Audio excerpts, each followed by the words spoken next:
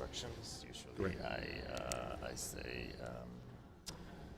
the first thing is interment. So it's not here, but usually they have it. Oh, here. No, interment. So interment is number one. If it's in on Hope, and then I do Shiva. Mm-hmm. And then donations. And then donations. Great. Always add temple. Yeah. Sometimes it's more conspicuous than others. I'm with you. I'm with you. Do you know what?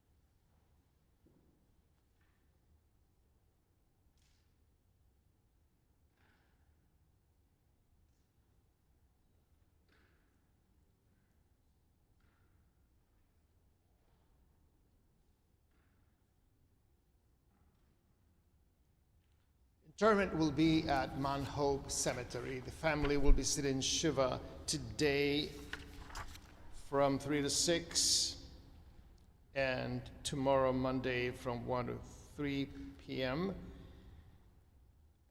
And that will be taking place at Brenda's residence, and then at the home of Andrew and Jill Lederman in Pittsfield. We'll be sitting 6 to 8 on Monday and 6 to 8 on Tuesday. At the home of Barbara and Marvin Gray, they will be sitting Tuesday from 1 to 5 and Wednesday from 1 to 5. And at the home of Lisa and Adam Kaufman in Larchmont, it will be from 5 to 8 on Tuesday. If you further wish to honor the memory of Dr. Marvin Lederman, you may do so by making contributions to the Seymour L. Schwartz General Surgery Residence, Temple Beth El, or the charity of your choice.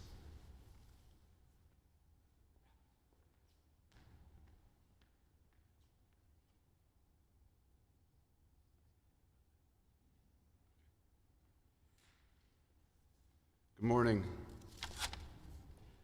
In Judaism, every life is different and every person is remembered differently. That's why when it comes to a funeral, there's very little fixed liturgy that we must say when someone passes away, because we remember everyone differently. While that's the case, there are some psalms and some readings that have become synonymous with a funeral. But before we begin, I just want to offer us to start with the words Baruch Dayan Ha'emet. Baruch Dayan Ha'emet. Praised is the judge of truth. As Jewish people, we respond to death with those three words. And by doing that, we link Marvin's memory to the Jewish tradition of thousands of years. One of those readings that has become synonymous with a funeral is the 23rd Psalm, Mizmor LeDavid. Mizmor LeDavid, Adonai ro'i lo echzar, bino deshe yarbitzeni, al mei menuchot yanhaleni. Nafshi yeshovev, yancheni b'magle tzedek l'man shemo. Gam ki elech begeit samavet, lo irara, ki ata imadi. Shivtecha umishantecha, hema yanachamuni. Ta'aroch lefanai shulchan neged tzararai, dishanta b'shemen roshi, kosi revaya. Ach tov v'chesed yirdefuni kol yemei chayai, v'shavti b'veit Adonai le'orech yamim. A Psalm of David. The Lord is my shepherd, I shall not want. God makes me to lie down in green pastures and leads me beside the still waters. God restores my soul, and God guides me in straight paths for God's name's sake. Yea, though I walk through the valley of the shadow of death, I will fear no evil, for you are with me. Your rod and your staff, they comfort me. You prepare a table before me in the presence of my enemies. You have anointed my head with oil. My cup runs over. Surely goodness and mercy shall follow me all the days of my life, and I shall dwell in the house of the Lord forever. I didn't have the honor of knowing Marvin well, but if you allow me, I just want to digress for one moment to focus on his wife, to focus on Brenda, whom I've known almost my entire life. And anytime I see Brenda, I hear music, because I think of the beautiful sounds that she and the rest of her notable group, called appropriately the Notables, would sing sometimes in our living room while I was trying to sleep. I think of the Boogie Woogie Bugle Boy, and I think of all the beautiful Zmirot that used to sing, and it reminds me of a teaching in the Talmud. The rabbis asked the question, what is it that we should learn every day? In the Talmud of Rosh Hashanah, they discuss what is it we should study every day. And in Hebrew, the words are Zamir Kol Yom. Zamir Kol Yom. While it didn't mean sing in that moment, a zemer is a song. And when I think of you, and I think of your family, and I think of, I didn't know your extent, I didn't know how everybody was related, but it's Rochester, I should have. I think of the phrase Zamir Kol Yom, sing every day. And I know this is not a time for joyous singing, but I know that you're surrounded by people who love you, people who want to fulfill the mitzvah of comforting those who are in mourning. And I offer you the blessing of being able to find a time to Zamir Kol Yom, to sing every day.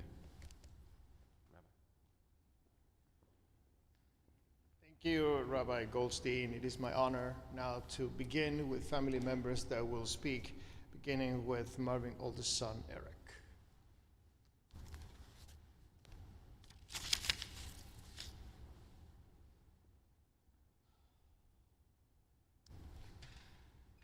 I think everyone who knew my dad commented on his sense of humor.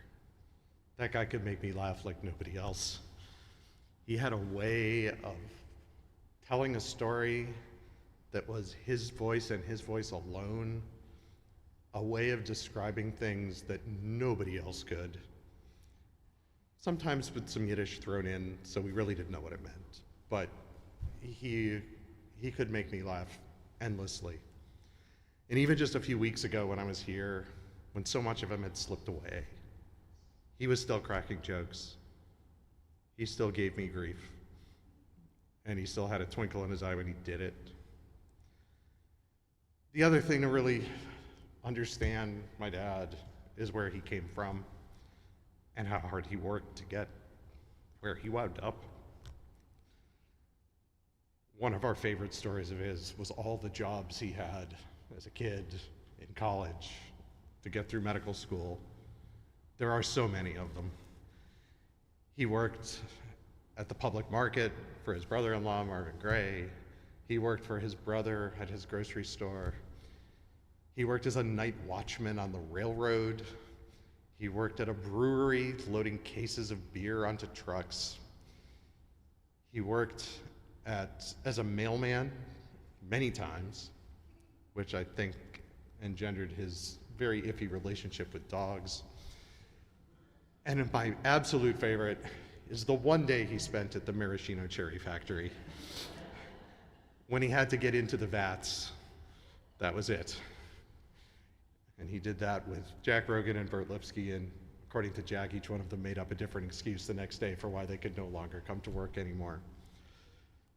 And then he said he worked in a clothing store, which he described as the kind of place where if someone came in and wanted to buy a pair of socks, you had to ask, new or used?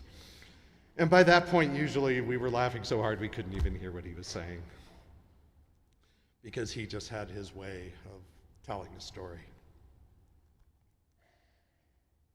There were a lot of things in his life that he really loved. My very first memory of him that I can think of was from when he was in the Air Force in North Carolina. I must have been about 4 years old. He had a red motorcycle. Yep, my dad had a motorcycle. And he would put me on the gas tank. I think he put a pillow on it. And I sat on the gas tank, because, safety first. And he would drive to this park with hills and a trail, and we would go in circles up and down these hills on the motorcycle. That motorcycle did not make it to Rochester when we moved back in 1970, but he started his long series of love affairs with his Zs, his Datsun 240Z and many others, and it was a rite of passage for us to learn how to drive a stick shift in his Z, which was terrifying because grinding the gears and the look on his face was really something you didn't want to see. And once we finally could actually make the car move and shift gears, he would take us out on that ungodly steep hill on Stone Road to do what he called touch and goes, where we would have to start and stop and start and stop on the steep hill until we could do it and not stall and not roll backwards. And he loved those cars.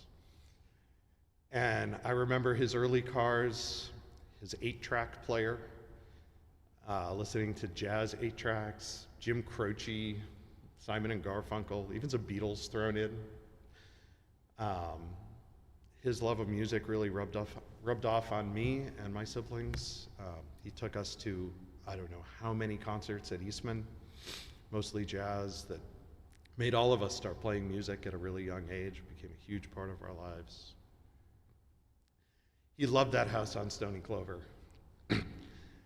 I'm sure many of you know how he found that house on Stony Clover, and I was with him when he did.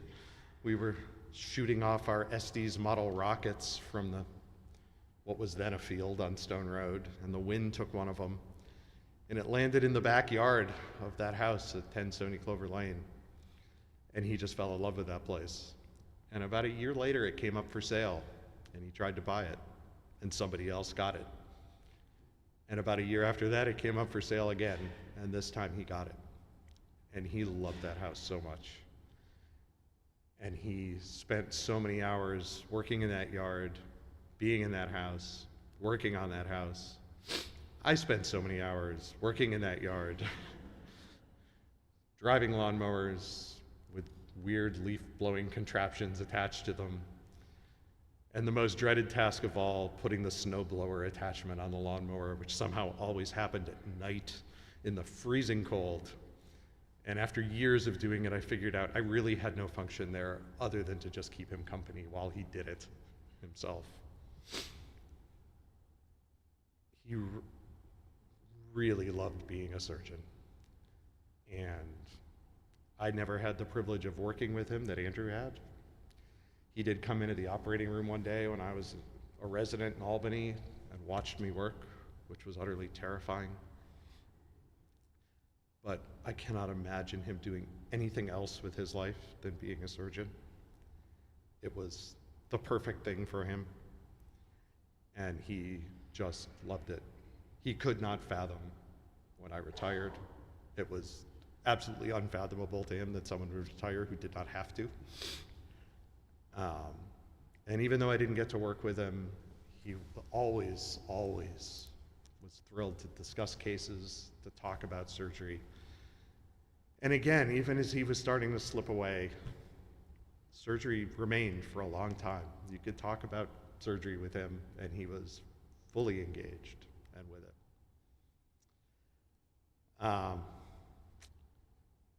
He loved the heat. The hotter, the better. For a guy who lived in Rochester for 83 of his 88 years, he hated the cold. I remember him coming to visit in St. Louis, where it was hot. And it was probably 97 with 80% humidity, and he sat out on our porch reading a book wearing long pants and a fleece. That was his kind of weather. He loved playing tennis. Wonkiest serve you've ever seen, but he loved playing tennis. And I remember how great it felt the first time I ever beat him. And I think he was actually pretty happy about that too. He really loved playing golf, even though it frustrated him to no end when he did play later on after he retired and had the time to do it. Most of all, he loved us. He was so proud, so proud of everything we did, every accomplishment, every musical performance, everything we did. And that extended to the grandchildren, up to the very end. A friend of mine told me, who had never met him, old friend from college, read the obituary and commented to me, "You're a lot like him." I can't think of anything better than that.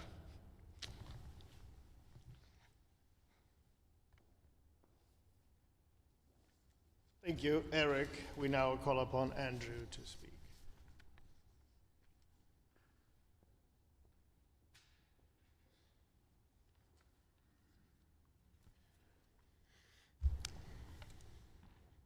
Thanks, Eric. Really well said. I was kind of determined to try and make it through this without crying, but you blew it. Wasn't going to happen. You know, we joke in the OR that there's no crying in surgery, so luckily we're not there right now. Our family was the most important thing to my dad. He did love us above all else, and he showed it in so many ways. Typical greeting or goodbye generally meant a long embrace with us beating a syncopated rhythm on each other's back. And that might go on for quite some time until we could figure out how to end the rhythm. Something that my boys know well since I do it with them. His nicknames for us were the best greetings in the world, usually yelled across the room. We could all tell stories about his warmth, his generosity, his humor, his shtick. He had a decent amount of shtick. But I would like to focus on something my brother's already talked about that was always part of him and part of us, and something that I had a particular experience with. Being a surgeon was a big part of Marvin Lederman. It permeated so many aspects of his personality and his life. He was passionate about operating and taking care of patients. He loved sort of the rational thought and decision-making of being a surgeon. As a poor kid from Thomas Street, which he did never fail to remind us, he was driven to provide opportunity through his many jobs, but most of all through being a surgeon. Being a surgeon was a big part of him, and he couldn't help but bring that home to us and share it with us. I don't know if any other kids in the world had a collection of explanted pacemakers to play with. We still have it somewhere in a box. Reality with other specialties or other doctors, and he always commented how much he loved being around other smart doctors. He loved that medical community. He had a warmth with his patients and with their families. I saw him work with residents and teach them. And I learned some other things, like how to sprint past a waiting room when you just weren't prepared to be sidetracked by a family at that one particular moment. When I was 8, Eric was 10, Lisa was 6, we were having one of our typical discussions over dinner, which usually meant drawing anatomy on a napkin of whatever he had done that day, but we were talking about the brain, not something he operated on, but that was the discussion. And instead of drawing the anatomy on the napkin, he thought it was better to just show us some human brains. So he took an 8-year-old and a 10-year-old. One Sunday morning, when we rounded with them, we stopped in the autopsy room to look at brains. Who does that? I mean, really. And we were fascinated. We thought it was the coolest thing ever. And as things went on, I would tease him about it. I'd say, "What were you thinking?" And I'd get one of his usual answers. He'd just smile and say something like, "I knew you could handle it," or "What, you were interested?" Or sometimes you have to learn to intellectualize something and not emotionalize it. I don't even think emotionalize is a word. That's what he'd say. I'll never forget the first time I saw him use a scalpel. I was, 12 or something. We would stop by the emergency room so he could do something, and he had such confidence in what he was doing. He didn't even have to think about it, and it made a real impression on me. Even fixing things around the house, teaching surgery was never far away. If he had to sew a hole in his jacket, it was done with instruments like he was closing skin. If he were fixing a sink and asked for a wrench, I was taught to hand it to him like we were in the OR. Hand it to me so I can use it, and if not, it was coming back at me. He'd be under the counter and say, "Hand it to me so I could use it." So I guess it's no surprise that Eric and I ended up as surgeons. I think the real unique opportunity came when I came back to Rochester for my surgical residency. Eric thought I was crazy. He thought it would be really stressful rotating on my father's service. My father did, without my knowledge, volunteer me to be on call my first night of internship. So imagine you show up to work your first day, here's your pager, by the way, you don't get to go home tonight, and you can thank your father for that. He thought it was good for me to just jump right in. What? I thought it was good for you. The same thing. When I got to work with him at first, I was nervous because I thought, what if he sees that I'm not a good resident? But I realized pretty quickly that wasn't it at all. I was nervous that this man that I had looked up to, that I had learned so much from, wouldn't meet my expectations. Every resident knows when someone's a good surgeon or not. We can tell. I wasn't disappointed. I loved working with him. What a special opportunity. And I know he loved it too. It was hard. If I screwed up, he knew it. I couldn't hide work from him, right? Usually screwing up meant I fell asleep at a teaching conference, and that would get reported back to him. In his OR, I knew the rules. And anyone who's worked with me in the OR knows these rules because I've adopted them as my own, as my personal nod to him. No humming or singing, no chewing gum, no changing text during the critical portion of an operation, and anyone coming into the room should introduce themselves to the surgeon. It was okay, because I wasn't allowed to chew gum around him to begin with. Those were easy. But before I scrubbed with him for the first time, I had a different set of concerns. I asked him two things. What do you want me to call you in the operating room? Because I thought that was, you're operating with your dad. That seems weird. And more importantly, do I have to laugh at your jokes? He told me to call him Dad, which was funny because I never called him Dad. We had all sorts of nicknames for each other. And he proposed a compromise. I didn't have to laugh at his jokes, but I couldn't make fun of them either. That was fine. Fair enough. Working with him, I could see the joy in his eyes over his mask. You can't see the smile, but you can see the smize.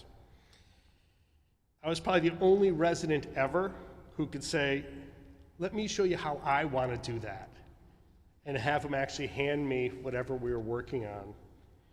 He'd smile with pride. He'd hand things over to me. It was amazing. And he bought me lunch every day. The other thing I discovered, though, was how much he talked about his family in the OR. We were always present for him. If I met a new nurse or someone who worked in the OR, I'd usually get Now, are you the kid who got in trouble for doing this, or was that your brother? It wasn't great when you were a resident, but it showed how much we were present for him, even when he was at work. He worked a lot, but we were always on his mind. Surgery was a common bond between us, between my brother. Every day since I started practice, I would call him on my way home from work to discuss cases.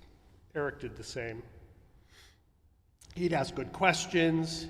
He'd teach me something new. A lot of times he'd teach me something really, really old, some historical perspective. And often he'd just marvel at how we do things now. Really fun to talk about. And that did last for a long time. But about a year ago or so, we lost the ability to do that. And I started to realize the times in the hospital when I hear his voice in my own, I think I probably sound a bit like him to begin with, but there's some things that just come out of my mouth that I'm like, oh my God, that's my father. It makes me smile when that happens, and I'm not sure the people I'm talking to understand why, but it makes me smile. At home, my dad would always entertain us with stories and imitations of his own father. Yes, it was funny, and humor is definitely a virtue in our family, but now I really know why he did that. Those stories kept his father's memory alive and present. I know I'll find myself doing the same.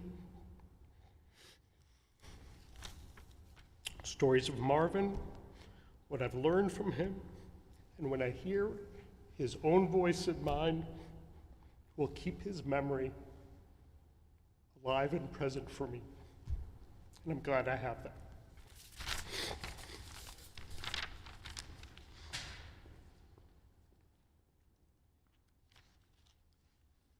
Thank you, Andrew. Now we turn to Lisa, the lawyer of the family. You got the two doctors, now you got the lawyer.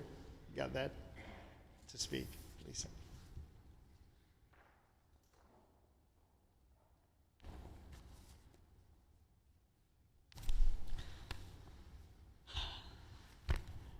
Well, to follow my brothers, I'll try and paint a picture of my own perspective of my dad, Dr. Lederman, the surgeon, the guy whose pager always went off when we were sitting in Shabbat services and had to rush out to the hospital.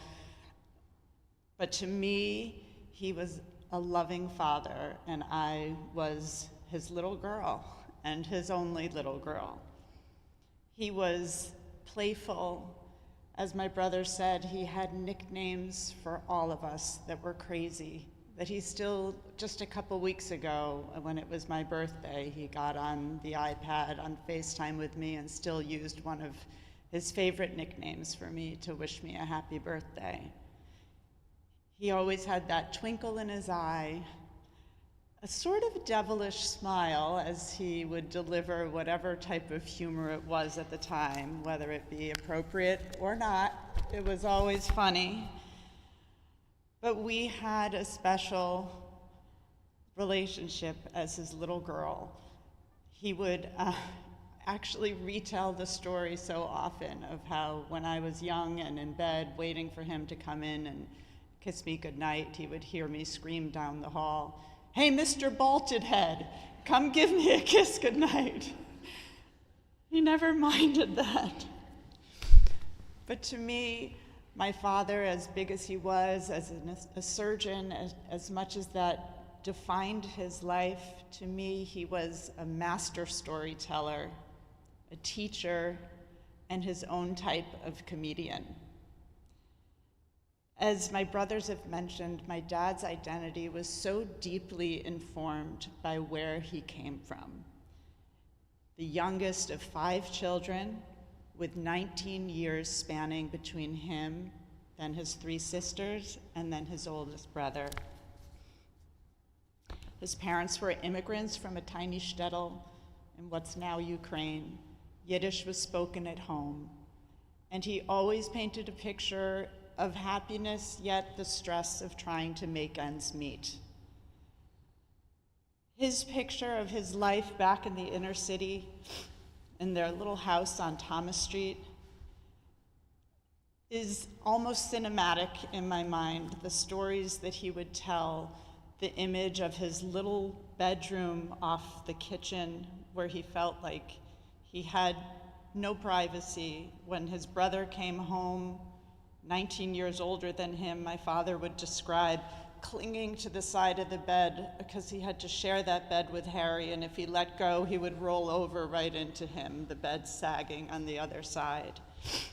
And he took such pride in telling us when he was able to figure out how to construct an accordion door so that he could close off that bedroom and finally find some privacy.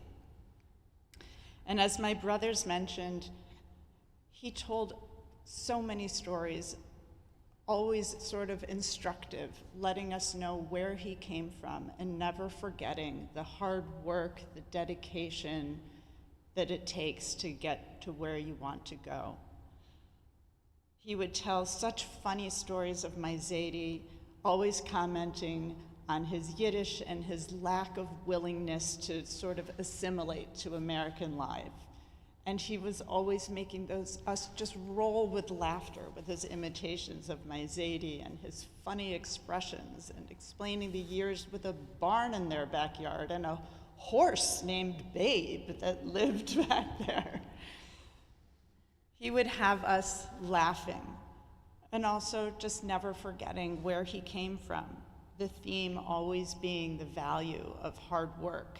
The image of him, the scrappy little kid riding his bike around the city, picking up odd jobs, I think from the time he was maybe 14. And Eric's already commented on those jobs and how they would constantly come up in our family stories.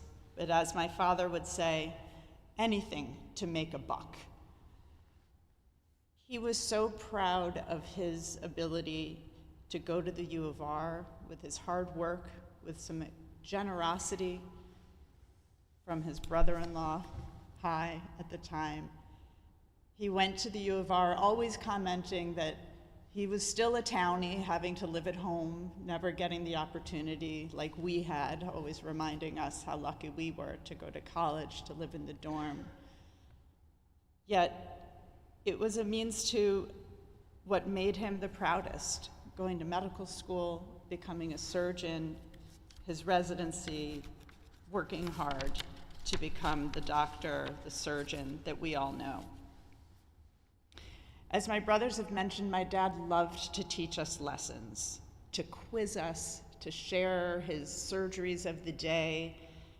Andrew described him drawing on the paper napkins and bringing us to rounds in the hospital. Of course, I would beg my father, can we please go see the nursery? I just want to see the babies. And he would always say, oh no, it's too far. It's on the other side of the hospital. So I never got to go. But he took such pride, and Andrew described that walk. I just remember being so little and trying to keep up with him with that fast-paced walk, so purposeful, so proud, walking through the hospital hallways. And beyond that, he taught us life lessons, to always be informed, to watch the news, to read the newspaper. He thought it was so important that we learn to think critically, to question people. And he always commented on the value of being productive. Especially in his later years, he always said to me, every day I end my day asking, what did I accomplish today? And every day he looked back wanting to know that he did something of value. Of course, I can't not mention my dad's unique sense of humor, as my brothers have already said. The master of puns, plays on words, one-liners. We would so often roll our eyes at him, but yet deep down, he was so funny and so clever. Standing up here on the bima reminds me of one of our favorite games that my dad and I would play around the age of my bat mitzvah. We had a postcard with a funny photo of a monkey. And my dad and I would go back and forth planting that monkey somewhere to shock and surprise the other person. We would say, "You've got monkeyed." And my dad still, up until recent years, would say to me how much he regrets using his restraint and not putting that monkey in my Haftorah book the morning of my bat mitzvah. But I still give him credit for thinking of it. But he didn't want to throw me off. I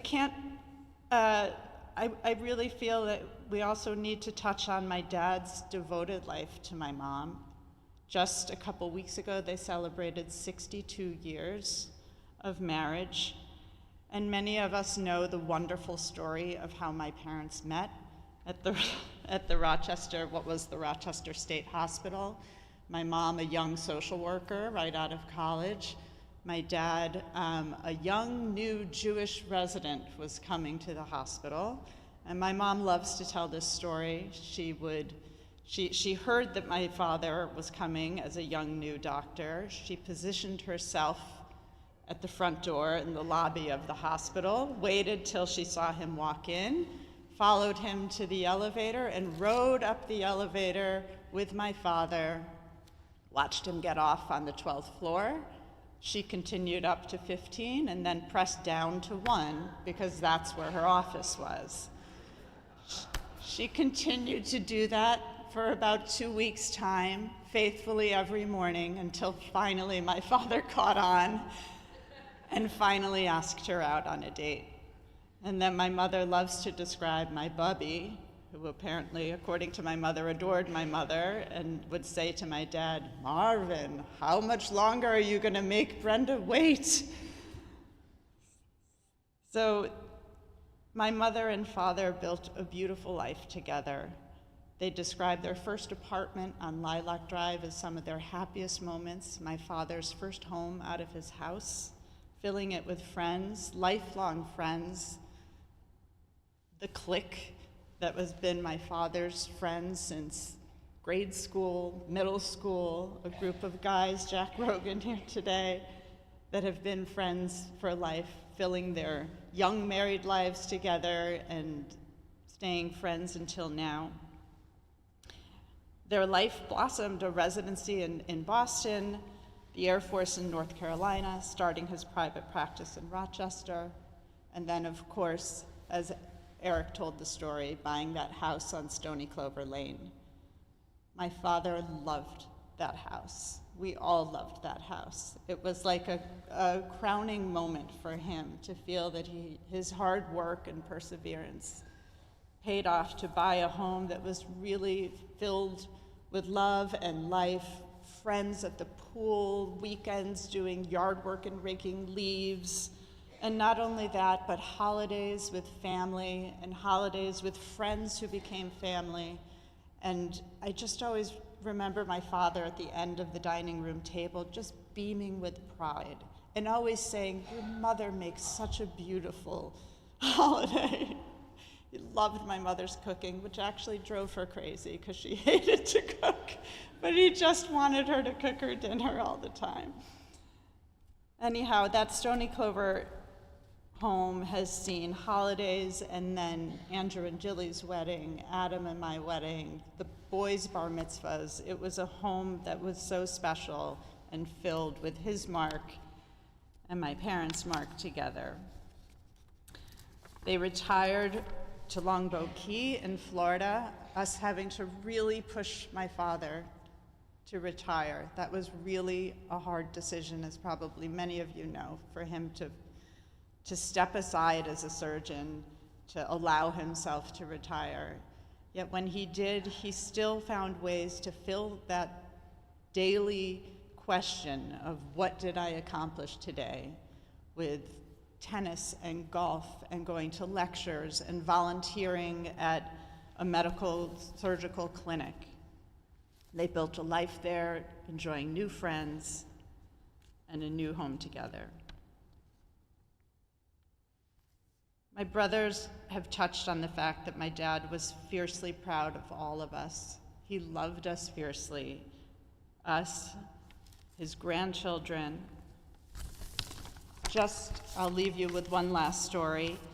Last week, when my father was not doing so well and things were declining, my two girls, Juliet and Caitlin, drove up last Tuesday to see him. And my dad had been quiet for days, not really saying anything. And the girls walked in and he saw them, and that twinkle in his eye brightened, and he actually said to them, "Hi, gorgeous girls." And the brightness in his face, you could see that little moment of joy that seeing his granddaughters brought to him. And I will treasure that, and I know he will treasure that. So today, we celebrate my dad's life well lived. I know that his legacy lives on in all of us. His lessons have carried us far and will continue in us all.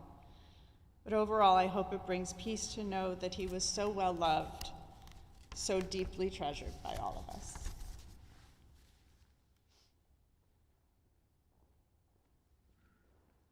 Thank you, Lisa. Beautiful words. We now turn to the next generation of grandchildren, and we call then Juliet and Caitlin.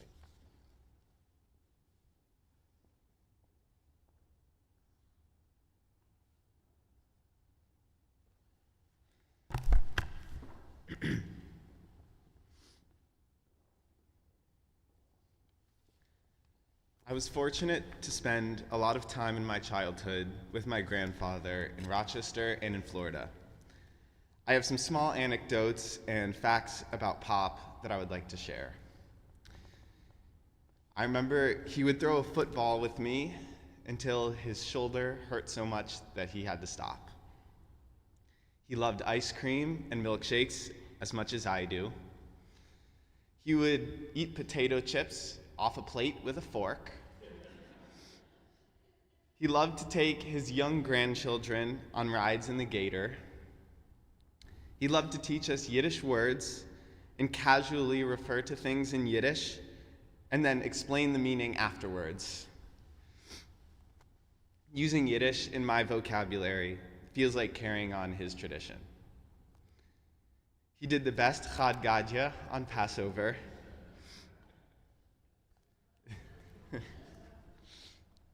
In 2013, I think it was 2013, he and Grandma took Alex and me to Thomas Street, where Pop grew up.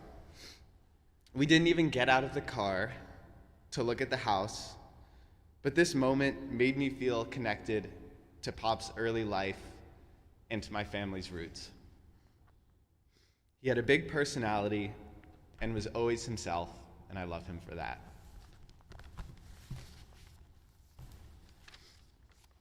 Hi. So if there's one thing that Pop taught me, it's gratitude. More than anything, he taught me to be grateful not only for the life I live, but the family I have and the people I love. And as you all know and probably heard from Pop himself, he had so many stories to share. And growing up, my cousins, my sister, and I were always eager for more. And the actual story often ended with a witty one-liner or a punchline, but I can always remember between one story and the next, maybe somewhere between the maraschino cherry factory and the time he painted his cousin blue, Pop would always end each story by telling us just how lucky we were. And even if I was too young to understand at the time, or maybe rolled my eyes out of teenage angst, Pop's lesson of gratitude has stuck with me the most throughout the last few days. So like my mom said, my sister and I had the gift of visiting Pop last week. And while it wasn't easy, I'm forever grateful for those moments together, and I know he was too. And even in his final days, his gratitude and love for his family lit up the room. Like my mom said, he greeted us with a "Hello, gorgeous," and a smile that fills me with love just thinking about it.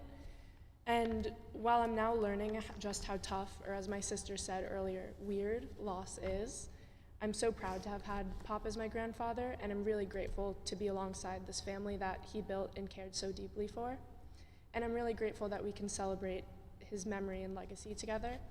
I'm sure he would have a great one-liner to wrap this up, and I don't, so I'm gonna just leave it at this.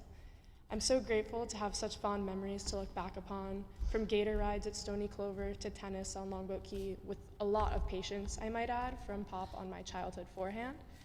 I'm so blessed to have him as my grandfather, and I can only hope to live a life as full as he did and carry on his lesson of gratitude like he did.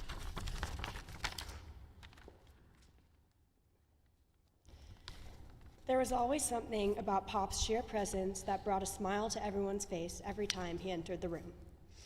As the youngest of the grandkids, Pop saw me in a youthful light that always felt like a breath of fresh air to me in the midst of all of life's chaos. This always gave me the space to be my goofiest, happiest self, knowing it brought him joy just watching me be me, even if every time I burst out into dance in front of him, he would ask if I was having a seizure. I guess that was just the doctor in him. So, aside from the clear lesson that I should never be a dancer, Pop taught me an even greater lesson of the value of hard work. No one's story inspires me more than his. Looking at where he started and the incredible life he built for himself motivates me for my own future. The dedication and tenacity he put into his career is truly inspiring. Though for me, the idea of having to take organic chemistry is reason enough for me not to become a surgeon like him, one thing I will always take with me is Pop's work ethic and passion. Growing up, going to Stony Clover was like my version of going to Disney World. Grandma and Pop created an environment filled with joy and fun. Playing restaurant in my mom's old playhouse with Grandma and Pop so patiently being our customers is a special memory I will never forget. Gator rides through the backyard with Pop to this day are still some of my favorite adventures. I was pretty little when we did these rides, and I remember thinking every time that Stony Clover just seemed to keep getting bigger and bigger. And yes, Pop loved taking us to explore every inch of the land, but eventually I realized that it wasn't that Stony Clover was growing, but it felt so big because each ride we went on, Pop would have a new story to tell us at every spot he took us to. From our parents playing in the treehouse he built them when they were younger, or to the countless gatherings held on the patio with friends, I realized Stony Clover wasn't just a Disney World for my sister, cousins, and I, but for everyone who experienced it, and more so, for everyone who knew Pop. That's just what he did. Pop brought magic to everyone who knew him, whether it was the magic he brought saving his patients, the magic of laughter he gave to his friends, and the magic of love he gave to his family. Pop touched the lives of everyone who had the privilege of knowing him. So while I'm truly devastated you're no longer here with us in person, I know your magic lives on in all of us. Thank you for your endless love and support. I'm forever grateful that I got to grow up with you in my life, and I promise to continue spreading your magic to others.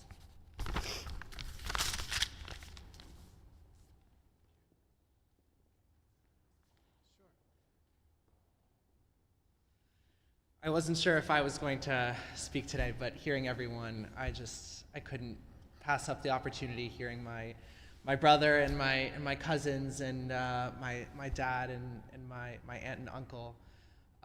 Marvin, Pop, as we've referred to him, was such an important part of all of our lives. And as I've gotten older, I think often about what it means to me to be a Lederman, or to be a part of this family, which of course includes those with the last name Kaufman as well.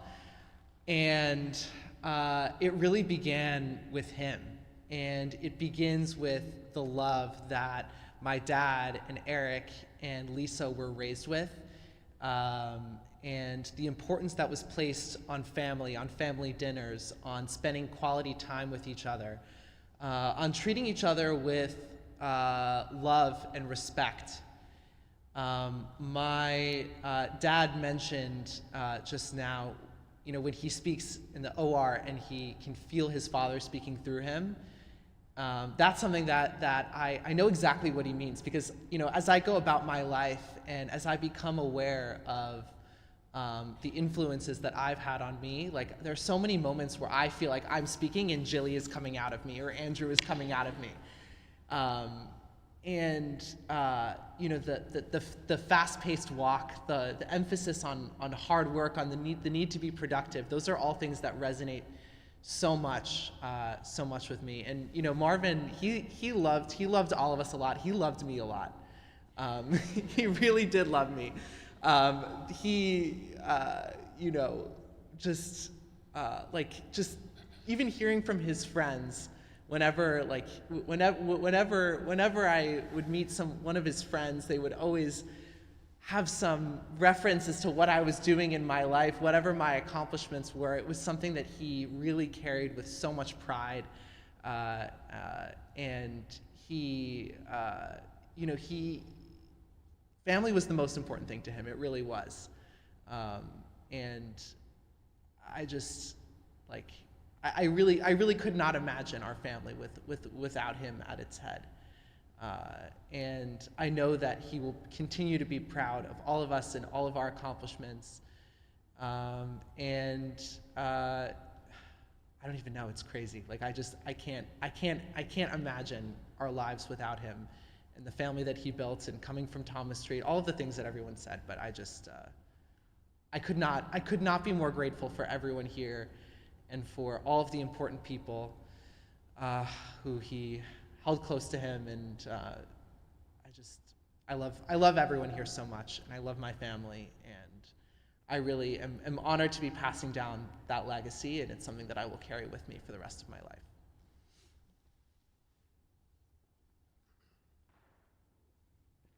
Thank you, Alex. We now call upon Jack, a friend of Dr. Lederman.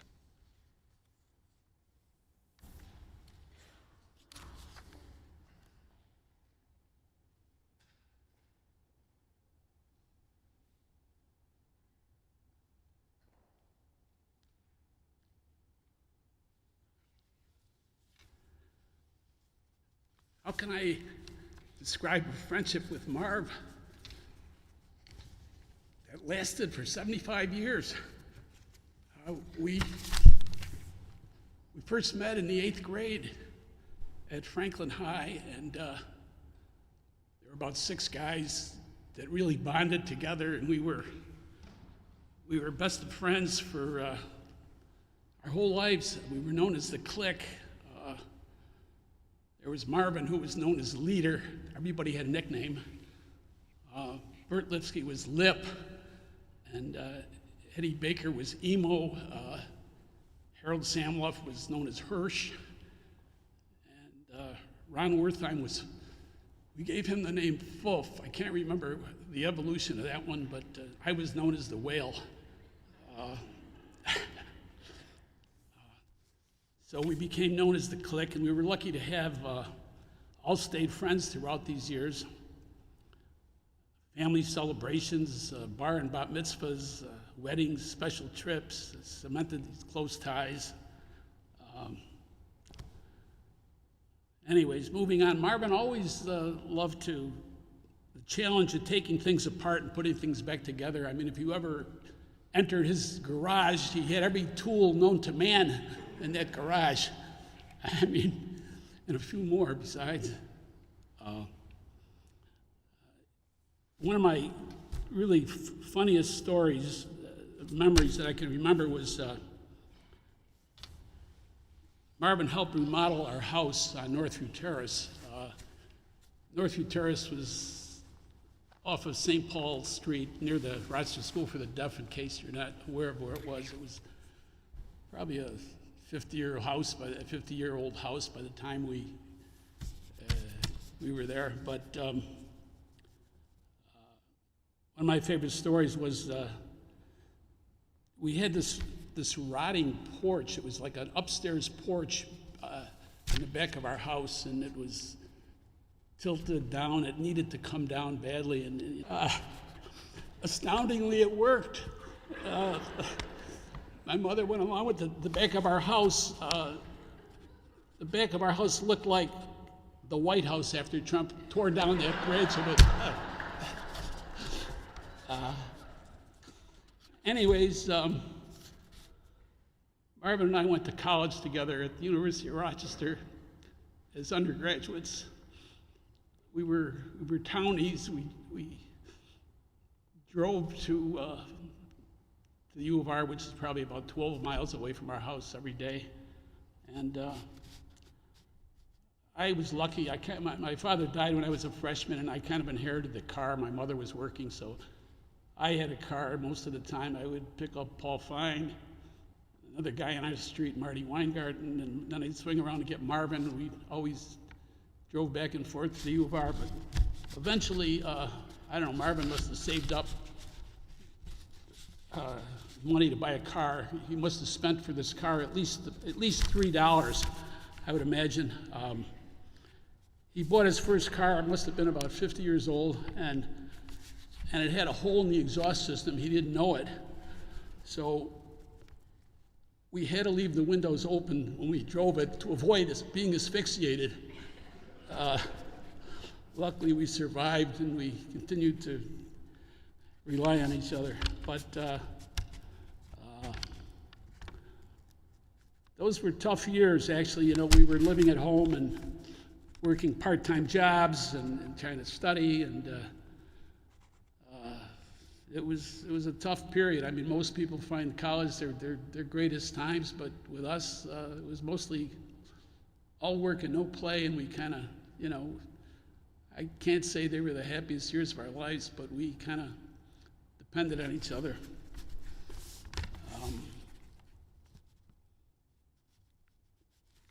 Anyways, once Marv finished his surgical training in Boston, he was so happy to come back to Rochester, and my friend Harold and I were both living on Candlewood Drive, and there was a house for sale on Candlewood, and so when they came back from Boston, they moved to Candlewood Drive, and we had most of our group back together again on the same street.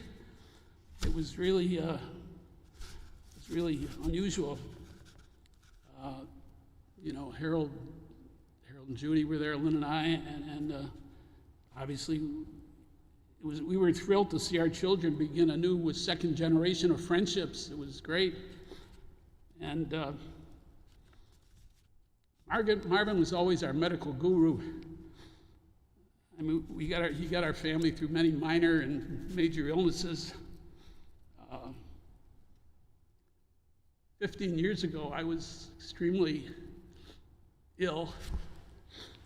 I had a pulmonary embolism, and I had clots in both lungs. And Marvin was ready to come to Boynton Beach and consult with my doctors. Lynn consulted with him every night. He would tell her what questions to ask.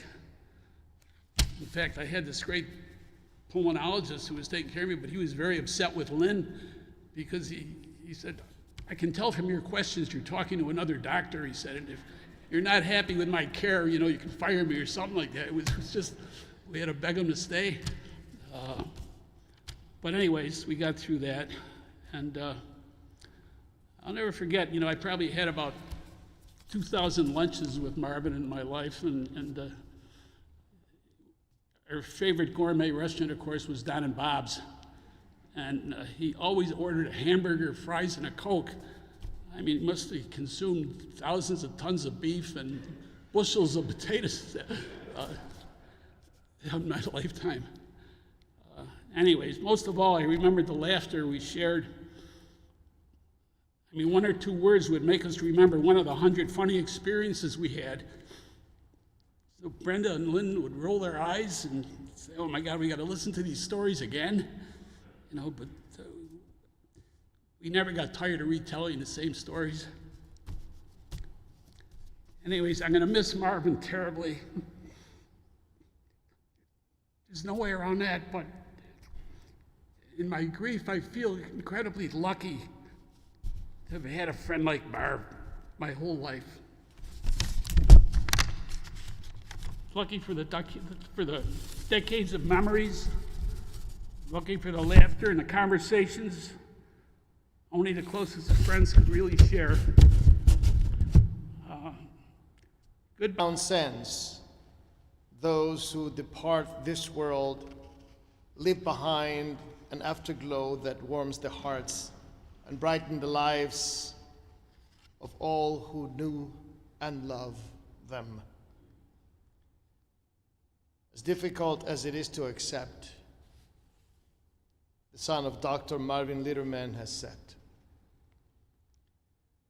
"Be sure that his light and warmth have not vanished, for his spirit and influence live on as a lasting afterglow. When we talk about him, we mentioned basically that he was a man of two worlds.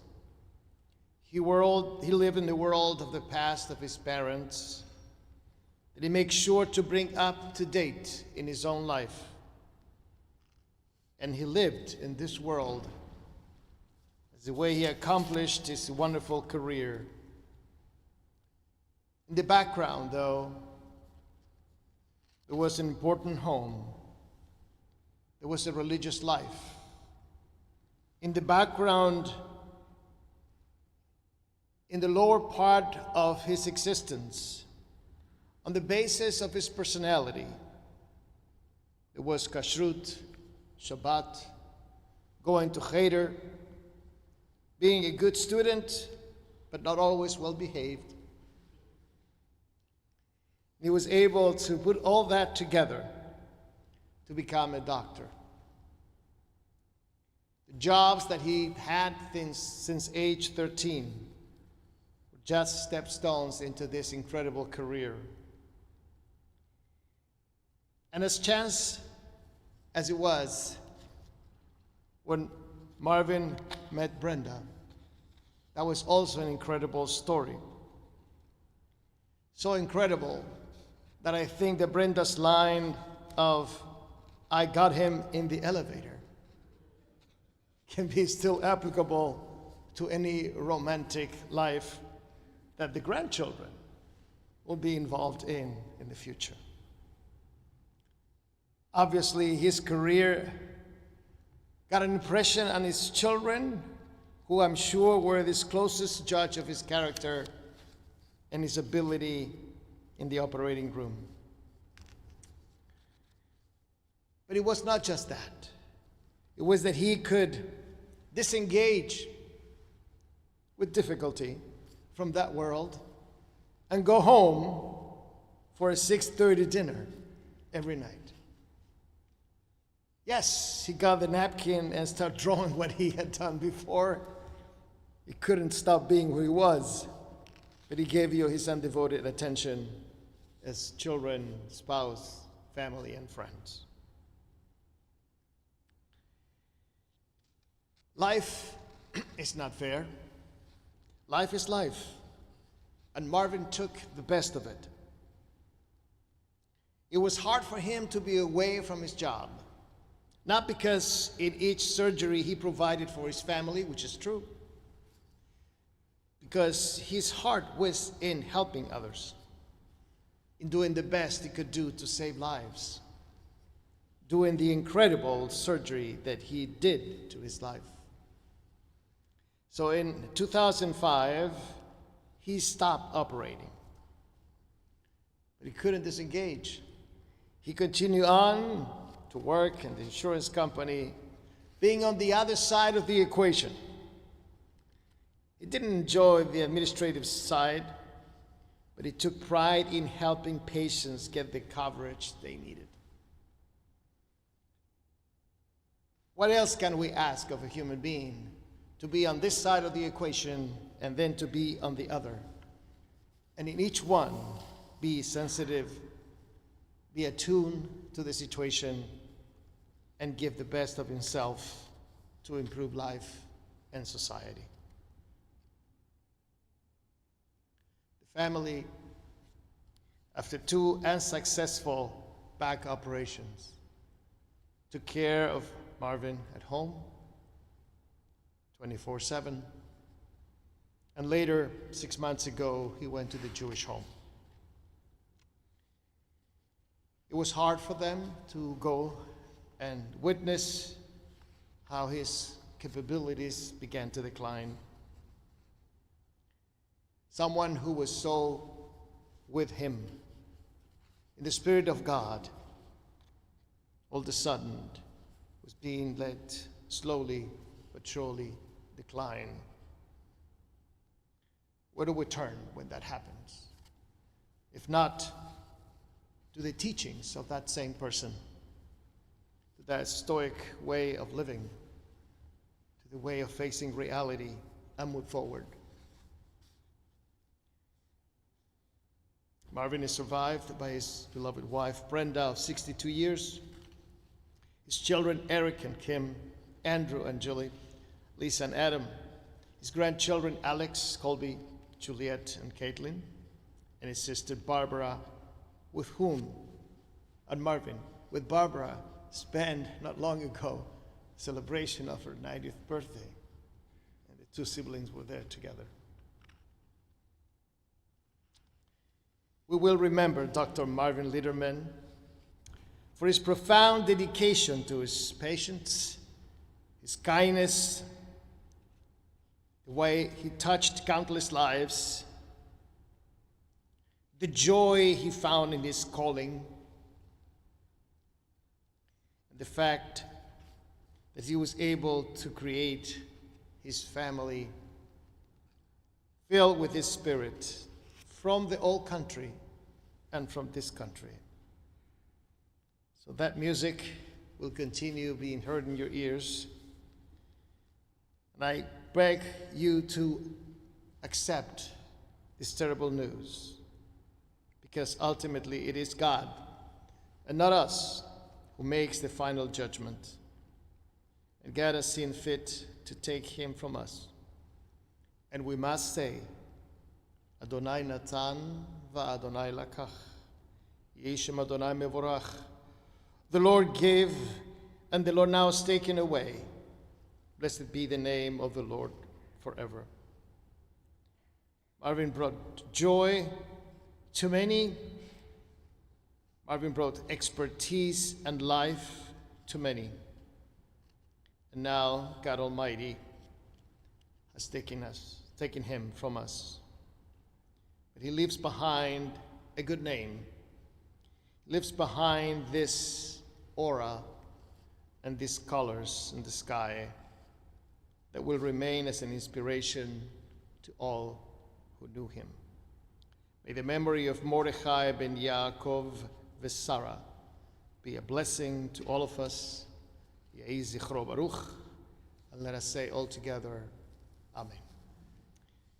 Now kindly rise for the memorial prayer, as we then will proceed to interment at Mount Hope Cemetery. El male rachamim shochen bamromim aמצא מנוחה נכונה תחת כנפי השכינה במעלות קדושים וטהורים כזוהר הרקיע מזהירים את נשמת מרדכי בן יעקב ושרה שהלך לעולמו בגן עדן תהא מנוחתו אנא בעל הרחמים הסתירהו בסתר כנפיך לעולמים וצרור בצרור החיים את נשמתו אדוני הוא נחלתו וינוח בשלום על משכבו ונאמר